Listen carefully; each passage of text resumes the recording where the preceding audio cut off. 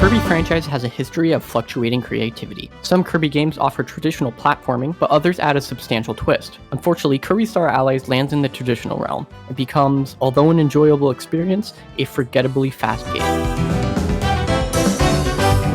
In Kirby Star Allies, you take control of the iconic pink ball of cuteness as you inhale your enemies to gain their power with your chameleon-like ability. Sounds familiar, right? Where this title deviates slightly is Kirby has gained the ability to woo his enemies into joining his adventure as 3 surprisingly smart CPUs. These Star Allies, you could say, are your key to your adventure to kill the Dark Wizard and free your friends from their clutches. Your newly befriended enemies can also fuse their elemental powers with Kirby, or each other, to create thousands of combos and special moves.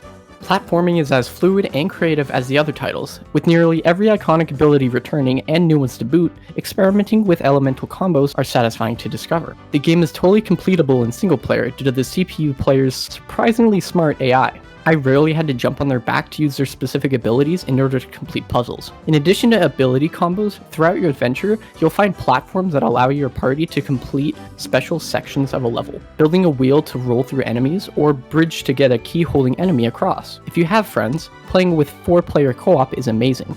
The utter chaos of later levels is still intact, but being able to communicate with teammates about abilities that you want is amazing. Where the game falls off is, and I'm not alone here, is the difficulty. Most of the puzzles in the game don't take much thought to complete, as a majority of the time, the powers needed to complete it can be found directly before you encounter it. Now, I'm not asking for a difficult Kirby game along the lines of the Dark Souls franchise, but thinking about it, that would be kind of fun. But because the game can only be finished in roughly 5 hours, an occasional head scratcher would have been nice. The graphics in the game look beautiful, and a Kirby game has never had so many detailed backgrounds. Oddly enough, the game can only run up to 30 frames per second, even with other games at the time having heavier graphics and easily handling past that.